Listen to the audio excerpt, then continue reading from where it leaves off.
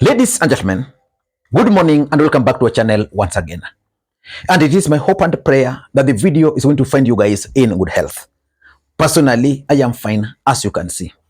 Kisumu is fantastic, and maybe you could also let me know where you're watching the video from, the county or the country, in case you are out of the republic. Ladies and gentlemen, Raila Odinga yesterday lost his bid of becoming the next chair of the African Union Commission.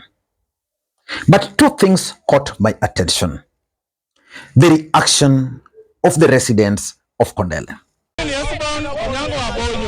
Mimi pia ni mtu wa Kisumu hapa.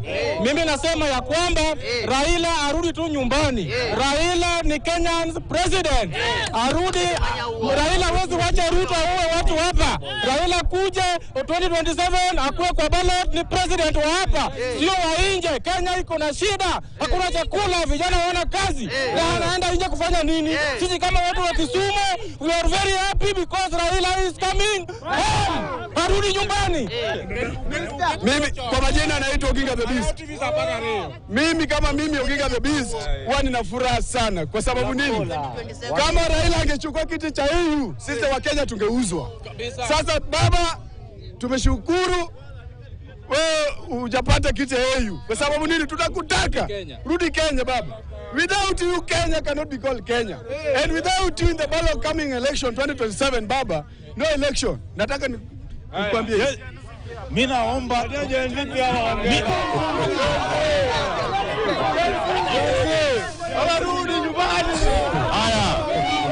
And why do you think the residents of Kondele were singing Ruto must go?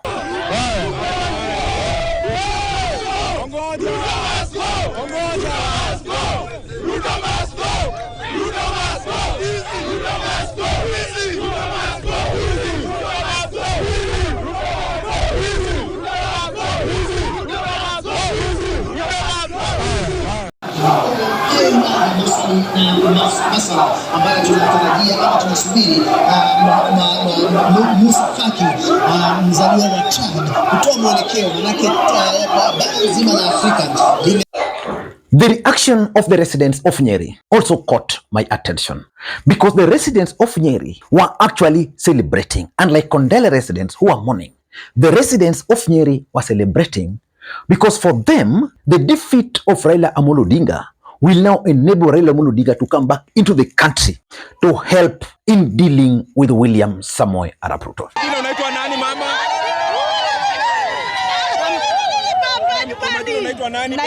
Kwa majina naitwa Wanjiro wa Geshero. Na mimi ni mama mboga hapa soko ya Karatina. Mimi nasema tumefurahi sana na ndio unasikia tunapiga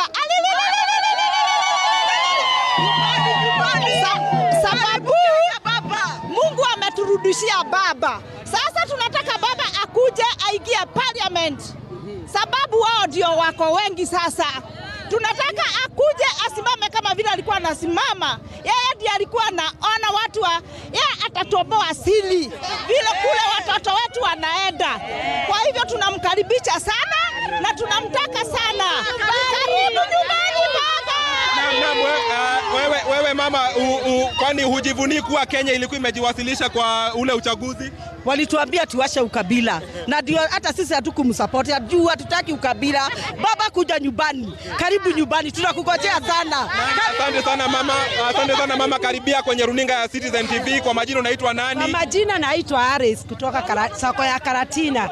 Mimi nikisema Raila akuje hapa atusaidie na aingie huko kwa bunge kwa sababu tunafinyiliwa sana na mambo yote. Tunataka washikane wote na washikane na Wamonyolo tujenge Kenya yetu kwa sababu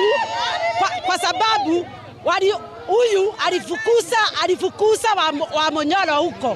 Na sasa tunataka washikane Uhuru, Wamonyolo, Raila na tutawashika na tuwe pamoja. Asante sana, acha tusikie sauti ya mama mwingine hapa kwa majina. Sasa sisi tumefurahia juu baba atakuja Kenya. Tunamngoja hapa Kenya juu tumehangaika, watoto wetu wametekwa nyara. Sasa baba akirudi hapa Kenya, Waugala na Wamonyolo, Kenya isonge mbele. So in this video, I want to explain to you guys why William Ruto should be worried after Raila Odinga lost his bid of becoming the next chair of the African Union Commission. But before I do that, for those who are watching this channel for the first time, please take a second or two, click that subscribe button so that next time we produce a video like this, YouTube will automatically notify you. And to the subscribers, I want to continue thanking you guys for your continued support. Because without that support, this channel cannot be where it is. Ladies and gentlemen, without any further ado, allow me to dive in. By the way, what are some of the factors that led to Raila Odinga losing his bid of becoming the next chair of the African Union Commission? I know William Ruto made serious diplomatic blunders since he took over, but majorly I also think that Raila Odinga was a project of America when Joe Biden was the president. And when Biden was defeated and Meg Whitman sent back home, there was no way Raila Odinga was going to win that seat. But let us not get into that for now. For now, let us try and figure out why William Ruto should actually be worried. Because there is no way the residents of Kondele should be mourning and blaming William Ruto. And also at the same time, the residents of Nyeri are celebrating because Raila Odinga is now going to help them deal with Ruto. William Ruto should be very worried. Number one, Raila Odinga's next move. Raila Odinga is going to come back into the country, having lost. Assuming Raila Odinga had won, what would have happened? If Raila Odinga would have won, the residents of Kondele would have really celebrated. William Ruto would have organized a very big homecoming for Raila Odinga. Raila Odinga would then, and everybody would agree that William Ruto really supported him. But now Raila Odinga coming back into the country, what is going to be his next move? I'm looking at three options here. Raila Odinga might decide now to run for the presidency in 2027. Because the residents of Kondele, if you listen to them, they were like, now Baba, you can now come and focus on 2022. I can assure you, if Raila Odinga were to come back and start focusing on 2022, he's going to disrupt William Ruto's plan big time. Because William Ruto had hoped that by sending Raila Odinga to Addis Ababa, Raila Odinga was going to exit local politics. And therefore, William Ruto was going to easily inherit Raila Odinga support base. I'm not so sure whether that's still going to be possible, that William Ruto will easily now inherit Raila Odinga support base, because Raila Odinga bases now believe that Ruto used Raila Odinga to pursue his interest, despite the fact that William Ruto was really interested in Raila Odinga going outside there. But at the same time, there are those who still believe that William Ruto's blunder is what cost Raila Odinga the seat. So Raila Odinga can decide to run. And if you were to do that, I can assure you, William Ruto is going to be in deep problem. Number two, Raila Odinga can then decide to be the kingmaker. If Raila Odinga were to be the kingmaker, it means he will endorse someone. Therefore, William Ruto would be just lining up for that endorsement, praying every single day for Raila Odinga to endorse him. Because as a kingmaker, Raila Odinga can decide to support any other person where his interest will be best served.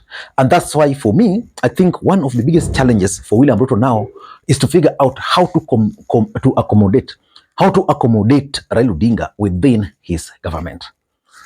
Importantly, Raila Odinga can decide to start criticizing this government. We know the day Raila Odinga declared his bid and the government started supporting his bid, it was very clear that there was no way Raila Odinga was going to point out any weaknesses of this government. That's why most Kenyans are blaming Raila Odinga for remaining silent when the agencies were being dealt with in the Republic of Kenya. Raila Odinga's hands were tied. There was nothing he could do. Now that he's free, he can easily criticize the government. Now, we now have Raila criticizing the government. We have Rigathi Gachagua criticizing the government, Kalonzo and the group. Do you think William Ruto is going to be enjoying some peace? He can't enjoy peace. So because of Raila Odinga's next move, William Ruto should just pray that the decision Raila Odinga is going to make as far as his political future is concerned, should actually be aligned with his. If they're not going to be aligned, it's going to be in deep problem. So Raila Odinga's next move is something which William Ruto should be worried about. Number two is Ruto's own political calculations. Let me ask you, what is William Ruto's game plan for 2027? That 2027 game plan is clear. William Ruto is banking on Raila Odinga exit and Raila Odinga support base. And William Ruto is also banking on Raila Odinga exit from the political scene as part of his strategy to weaken the opposition. Because even as we speak, one of the biggest questions has always been, who can defeat William Ruto in the absence of Raila Odinga? Remember, Raila Odinga can support someone, campaign for him, and his base would listen. William Ruto's political calculation with this Raila Odinga's bid was simple. Support Raila, let him exit politics, inherit his base, weaken the opposition. Now, one of his main calculation was that after Raila Odinga wins, then he was going to take credit for that win.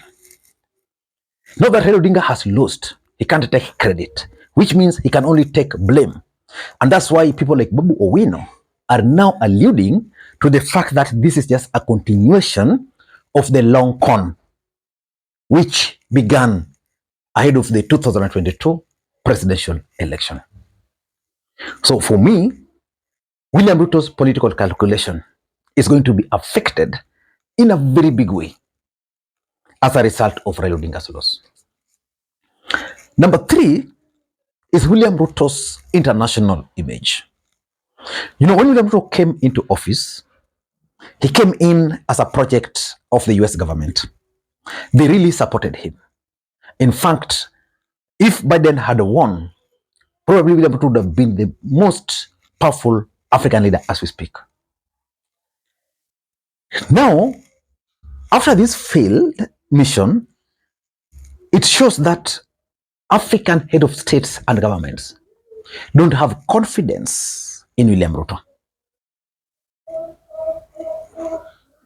You look at the way these countries voted, the SADC in particular, neighboring, would have voted with us. They voted against us.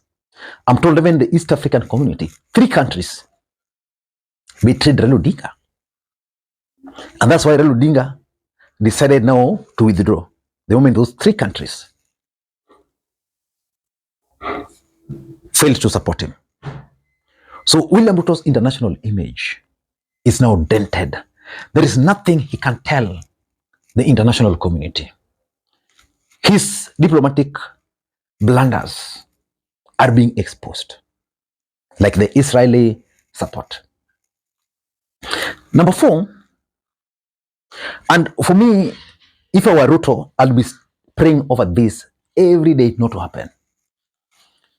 Raila Odinga joining the opponents. Raila Odinga can decide that hiyo imeenda hivyo, I'm coming back into the country, but now I want to support the opposition. I want to join Rigathi, Kalonzo. Because what will he lose? Nothing. Tell me, if Raila were to join forces with Kalonzo, with Rigathi, and they agree on a single candidate. And lastly, this loss by Raila Odinga has now given William Ruto's opponents propaganda tool which they can now use against Ruto in Raila Odinga's strongholds. Ruto is banking on the Western Alliance and the coastal region. In short, William Ruto is banking on Raila Odinga's support base. Now the opponents like Rigathi Gachagua, Kalonzo Musyoka can come up with a propaganda that William Ruto just wanted to humiliate Raila Odinga. He never meant to support Raila Odinga's bid. They can frame it in a way that ordinary Kenyan will sympathize with Raila Amolo Odinga. If William Ruto had succeeded in ensuring Raila Odinga won, those room for propaganda would not have been there. Ladies and gentlemen, I want to assure you that unless Raila Odinga will support William Ruto wholeheartedly, I foresee danger ahead for William Ruto. Until next time, this is Lee Makwiny. Bye-bye.